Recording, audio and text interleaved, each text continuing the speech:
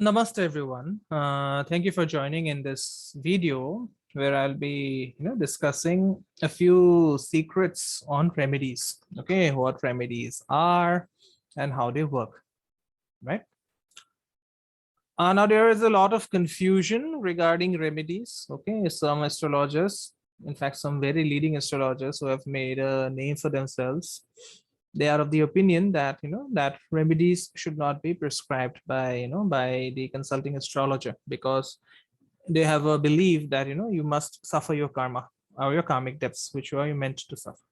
Okay, but that is something that I don't follow, and that is something that I don't believe in, because you know remedial part is it's a very integral part of Vedic astrology. That is the reason even Maharishi Parashara gives out his own version of the remedies. And of course, as time has progressed, the remedies that Parashara gave in his magnum opus Brahat Parashara Horashastra, they have of course been modified over the ages according to according to Desh Kala and Patra principle of astrology. Okay, and then remedies are also needed to be modified for for different people depending on different planetary combinations. Okay, so a remedy is a way to correct a particular situation. Okay, I'll not use the word correct because obviously every situation is is there for a reason, but remedy is a way to to just twist or manipulate a situation to get whatever we want out of it. Okay, so the strongest reason why I believe, or why remedies work, is because you cannot prevent an event. Okay, let's be very clear about it. Astrology cannot prevent an event. Okay, but it is very much possible to to bypass that event by being somewhere else. For example, I'll give you two examples to explain my point clearly.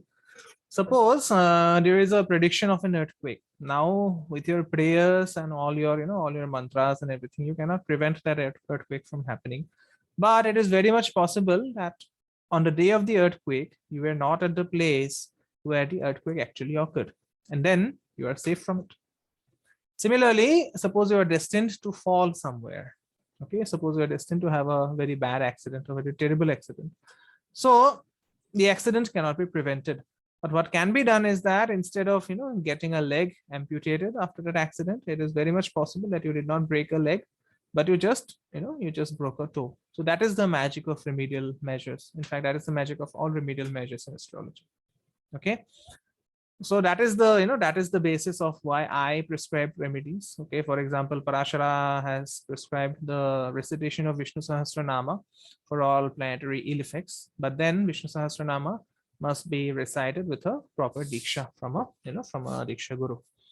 Anyways, I'll not go into the technical nitty-gritties of these things, but the first secret of remedial measures is that you cannot go to a remedy. Rather, the remedy will come to you.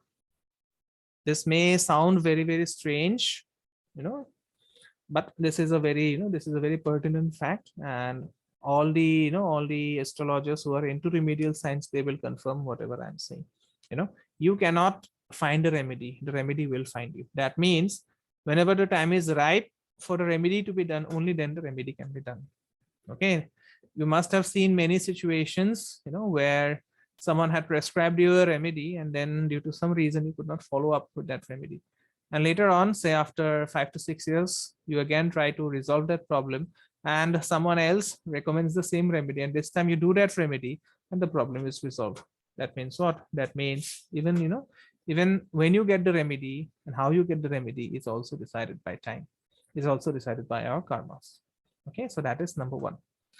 Number two, people often stress on on your faith, right, on the faith that you have while doing remedies. Okay, but what I have experienced is completely different. What I have seen is that if the remedy is recommended by someone who is a siddha purusha, or who is very, very pure of heart, okay, then the remedy will work irrespective of what you are doing. Okay, then the remedy will work irrespective of what you are doing. Okay, if someone very, very very, very accomplished in sadhana, or maybe if a siddha purush has recommended you a remedy, then that remedy will work irrespective of whether you believe in it while doing it or whether you are, whether you're doing it out of faith. Okay, so the remedy or the person giving the remedy has to be a very pure hearted, has to be very clean person. Okay, thirdly, there is this question of faith, but the faith is not on the remedy. The faith is on the positive outcome of the remedy. Okay, you don't, suppose someone is asking you to, donate black clothes for Saturn. You don't have to have faith on that Saturn will resolve the problem. What you need to have faith on is that your problem will be resolved. Okay, you don't have to know the technicalities of how the problem is to be resolved or how the problem is going to be resolved, so as to say, but you need to have an absolute belief.